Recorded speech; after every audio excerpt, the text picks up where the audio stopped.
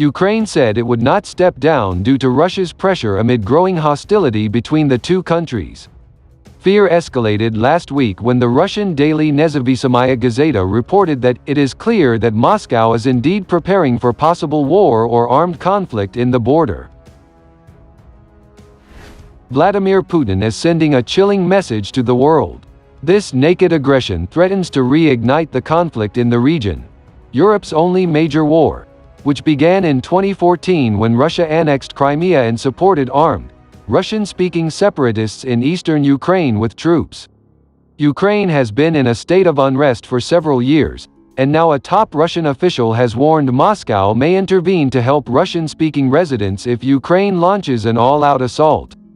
The actual goals of building up of military presence by the Russian Federation alongside the Ukrainian border and at the temporarily occupied territory of the Autonomous Republic of Crimea might be the increase of pressure on Ukraine to force it to yield in the course of the negotiation process, Tehran said in a statement Saturday. The flames of hostilities incendiary sick by Russia are only to be tamed politically and diplomatically. Ukraine initially aims at a civilized way of returning its temporarily occupied territories. However, there should be no compromise in terms of standing for the interests of Ukraine, he added. The statement marks the latest barb in increasing tensions between Kiev and Moscow. Fighting between the Ukrainian military and Russian-backed separatists in the eastern part of the country has increased. Russia's military buildup on the border is just the latest in a string of aggressive postures. The Kremlin has threatened to breach the border, with senior Kremlin official Dmitry Kozak last week warning that Russia would be ready to defend citizens living in eastern Ukraine. Later on in his statement, Tehran called on Western nations to rebuff Russia's latest threats, recognizing that Ukraine alone will be too weak to combat the country's aggression. Fears of major escalation have grown in recent weeks, with clashes between pro-Russia separatists and Ukraine's forces amid a Russian troop buildup on the borders. Russia and Ukraine have exchanged accusations over the clashes, but Peskov insisted that Moscow was not involved in the fighting. However, he said Moscow will not remain indifferent to the Russian-speaking populace's fate in the region. Russia is making every possible effort to help resolve this conflict, and we will continue to explain this tirelessly, he said. British Special Forces soldiers in Ukraine to monitor Russian activity have reported a significant spike in ceasefire violations. It comes as 35 Russian battalions, comprising more than 30,000 troops, armor, artillery and batteries of Iskander short-range ballistic missiles continue to amass along 3 of Ukraine's borders. The small SAS team was deployed with a Royal Signals electronic warfare unit and a U.S. Special Operations team to Ukraine last week to establish the ground truth of Vladimir Putin's military buildup.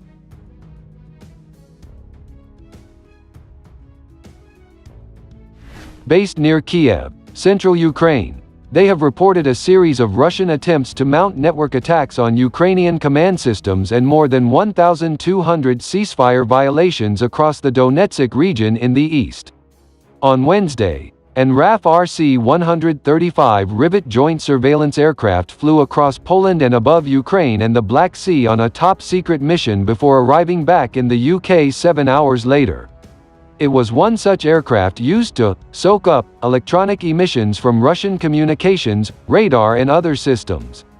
A senior UK military source said, "There is a lot of activity, and it is hard to tell what the true picture is without having resources on the ground, so we have deployed a minimal force supported by a specialist communications team. The team has a significant capability, and we are working with others in a joint operation to identify areas of concern for air assets to investigate."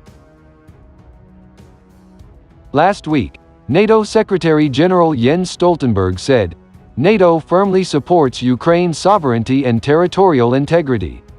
We remain committed to our close partnership." The alliance then announced the deployment of 1,000 troops to Ukraine in the summer as part of a reinforcement exercise, called Cossack Mace 21, which will include 200 UK soldiers.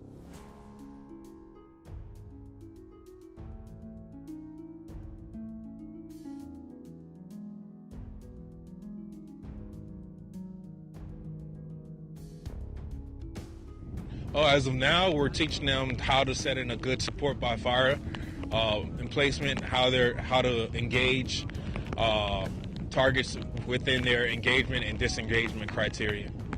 The section leaders are actually empowering their junior leaders to be effective amongst each section.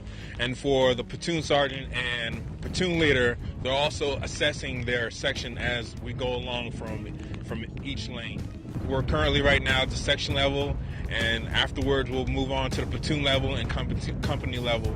And with all those things tying into one another, they'll help make their company and battalion a stronger force for years to come. Granata! Granata! I want to give them a way.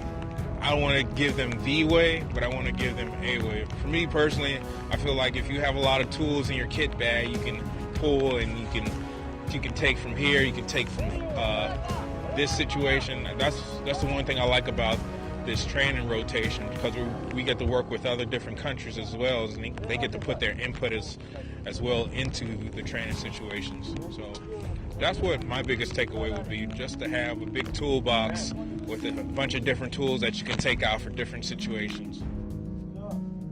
At this time, lock and load! What our training so far is focused on is individual movement techniques, along with buddy and team, fire team techniques.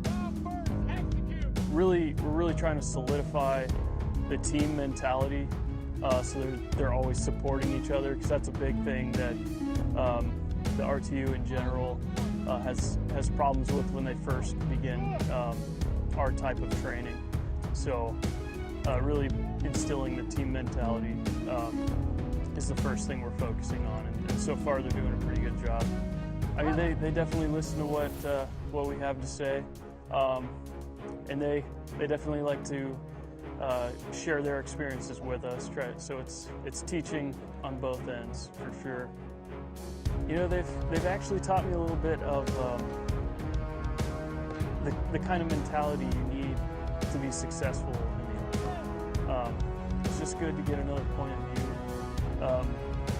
Just how they cope with loss, how they help each other out to mentally recover from adversity that they face, not just in combat, but in everyday situations, family issues.